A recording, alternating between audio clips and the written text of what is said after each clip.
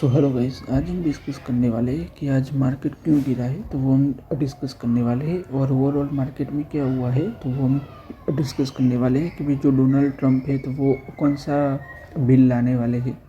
और हम डिस्कस करने वाले हैं कि भाई इंडिया की जीडीपी कितनी रहेगी। और बिजनेस पॉइंट ऑफ व्यू से देखें तो जो सेंको गोल्ड है, फिर कल्याण ज्वेलर्स है और टाटा पावर के रिलेटेड भी हम डिस्कस करने वाले हैं। सो बने रहेगा इस वीडियो में मेरे साथ। सो ये डिस्क्लेमर है कि ये वीडियो है वो एजुकेशन और लर्निंग पर्पज़ के लिए ही है। फिर देखो, आज की मार्केट की हम बात करें, निफ्टी 50 की हम बात करें तो निफ्टी 50 में हम देखें तो 263 पॉइंट का डिक्रीज देखने को मिला है। और हम BSE सेंसेक्स की बात करें तो उसके अंदर भी हम देखें तो 780 पॉइंट का डिक्रीज देखने को मिला है। तो ओवरऑल आज की बात करें तो अच्छा खासा डिक्रीज देखने को मिला है। आप लोग देख पा रहे होंगे कि मार्केट अच्छा खासा गिरा है। तो ये क्यों गिरा है, तो उसका रीज़न है कि भाई डोनाल्ड ट्रंप है वो बिल लाने वाले हैं कि भाई जो भी कंट्री है वो हो राइट, जो भी कंट्री है कि जो रसिया से ऑयल और जो यूरेनियम बाई करते हैं तो उन पर अब 500% टैरिफ लगेगा। ओवरऑल हम देखें तो हम रसिया से ऑयल करने की कंट्री की बात करें, यानी कि जो भी कंट्री जो रसिया से ऑयल बाय करते हैं राइट, उसकी बात करें कंट्रीज़ की, तो फर्स्ट नंबर पर आता है चाइना, दूसरे नंबर पर आता है इंडिया और तीसरे नंबर पर आता है टर्की। तो ओवरऑल हम देखें तो ये सारी जो कंट्रीज़ है तो उस पर टैरिफ लगने की संभावना है, क्योंकि अभी ये जो बिल है वो US कांग्रेस में लाया ही गया है। और आगे हम देखें तो ये बिल अब पास हो जाएगा तो फिर ये बिल है वो लॉ बन जाएगा। और अगर लॉ बन गया तो फिर डोनाल्ड ट्रंप है वो जो भी जो कंट्री से रसिया से ऑयल बाई करती है तो उन पर टैरिफ लगा पाएंगे। हम देखें तो कितना टैरिफ लगा पाएंगे, तो 500% टैरिफ लगा पाएंगे, 500% टैरिफ। फिर हम आगे देखें, सो देखो US की बात करें भाई, जो US की जो नेवी है तो उन्होंने जो 2 टैंकर थे रसिया के ऑयल के, तो उसको सीज कर लिया है US की नेवी ने। तो ग्लोबल अनसर्टनिटी की वजह से भी मार्केट ओवरऑल डिक्रीज देखने को मिल रहा है, क्योंकि हम देखें तो US और रसिया के बीच में ये सब हो रहा है। और हम दूसरी बात देखें तो जो डोनाल्ड ट्रंप जो बिल ला रहे हैं सो उसकी वजह से भी हम देखें तो मार्केट में अच्छा खासा डिक्रीज देखने को मिल रहा है। तो ओवरऑल आज मार्केट क्यों गिरा, तो देखो मार्केट में अनसर्टनिटी चल रही है, उसकी वजह से मार्केट गिरा, क्योंकि डोनाल्ड ट्रंप बिल ला रहे हैं उसकी वजह से। और जो रसिया और US की बात करें तो ये सब कुछ चल रहा है, तो उसकी वजह से भी मार्केट पर अच्छे खासी वॉलेटिलिटी की वजह से भी मार्केट गिरा है। इसकी बात करें तो फिर देखो इंडिया की जीडीपी की बात करें तो जीडीपी में हम देखें तो जीडीपी का जो एस्टिमेट्स किया है कि भाई इंडिया की जीडीपी कितनी रहेगी, तो ये जो डाटा दिया है वो ministry of the statistics and the program implementation ने दिया है। सो इंडिया की जीडीपी कितनी रहेगी, तो 7.4% रहेगी। ये वाले करंट फिजिकल क्वार्टर की बात करें 25-26 की राइट, यानी कि हम करंट फिजिकल ईयर की बात करें 2025-26 की, तो उसके अंदर जीडीपी इंडिया की वो 7.4% तक रहेगी। बात करें तो अगले महीने हम देखें तो बजट भी आने वाला है, तो उसको तो वो भी हम देखेंगे, बट ओवरऑल जीडीपी देखिए इंडिया की तो 7.4% रहेगी। सो देखो हम सेंको गोल्ड की बात करें तो उनके जो बिजनेस अपडेट की बात करें Q3 FY26 की, तो रेवेन्यू की बात करें Q3 FY26 की, तो उसके अंदर 51% का ईयर ऑन ईयर इंक्रीज देखने को मिल रहा है रेवेन्यू की बात करें तो। और हम फर्स्ट 9 मंथ की बात करें तो उसके अंदर 31% का इंक्रीज देखने को मिल रहा है। रिटेल बिजनेस की बात करें तो देखो रिटेल बिजनेस में भी हम देखें तो 49% का ईयर ऑन ईयर इंक्रीज देखने को मिल रहा है। और हम सेम स्टोर सेल ग्रोथ की बात करें तो उसके अंदर भी 39% का इंक्रीज देखने को मिल रहा है। और हम देखें तो देखो ये इंक्रीज क्यों देखने को मिल रहा है कि जो फेस्टिवल्स और जो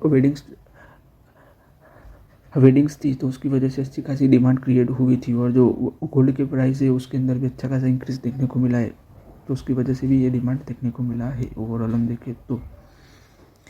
फिर हम आगे देखें तो देखो कल्याण ज्वेलर्स की बात करें क्वार्टर की FY26 की बिजनेस की, तो उसके सो हम देखें तो उनके जो कंसोलिडेट रेवेन्यू है तो उसके अंदर भी 42% का ईयर ऑन ईयर इंक्रीज देखने को मिल रहा है।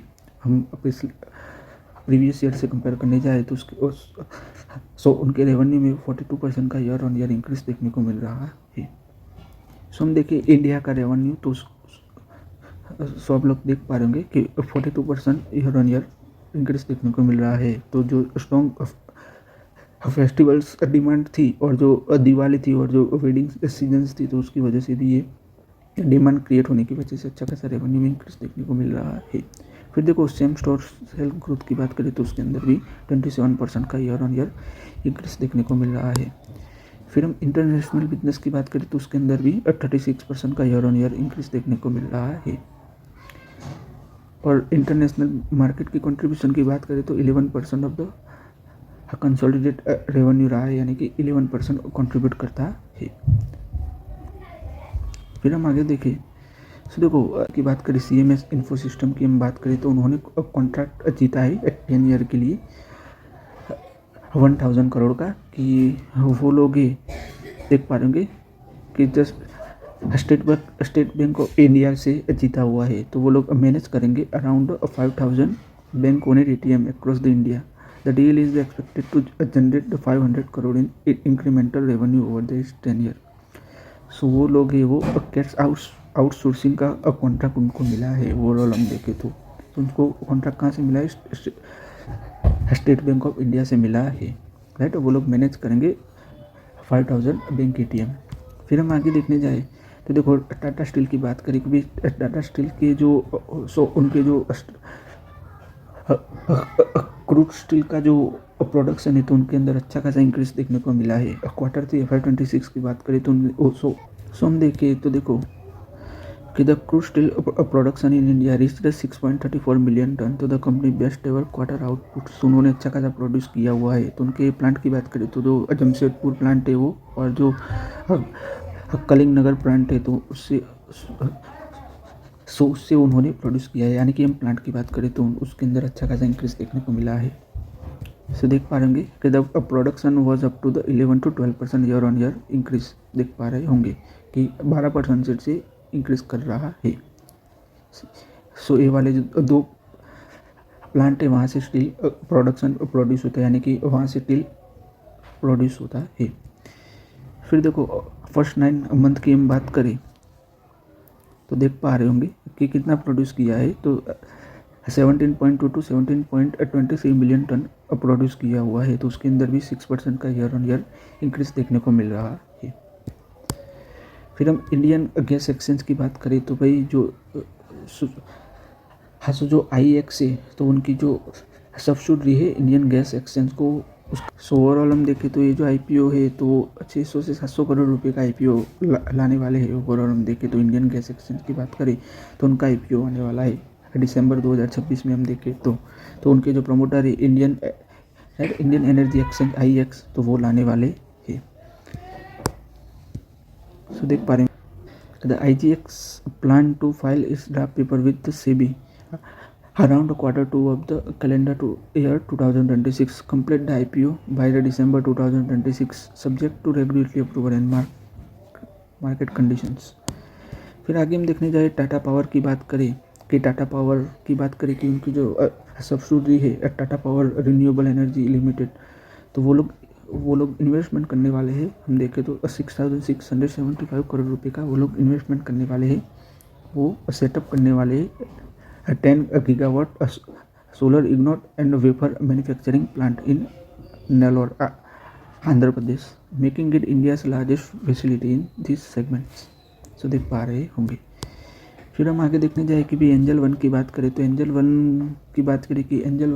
के शेयर की बात करें तो उनकी जो स्प्लिट होने की न्यूज़ आ रही है कि उनके जो शेयर है वो स्प्लिट होंगे, ऐसी न्यूज़ आ रही है। तो ओवरऑल हम देखिए प्रमोटर की बात करें यानी कि मैनेजमेंट की बात करें तो वो लोग अब 15 जनवरी 2026 को मीटिंग करने वाले हैं इससे रिलेटेड कि वे स्प्लिट करेंगे कि नहीं। ओवरऑल हम देखें तो सो आज के इस वीडियो में गाइस हम यहीं तक रखते। अगर आपको वीडियो अच्छा लगा हो तो लाइक शेयर और सब्सक्राइब कर दीजिएगा इस चैनल को। धन्यवाद ये वीडियो देखने के लिए।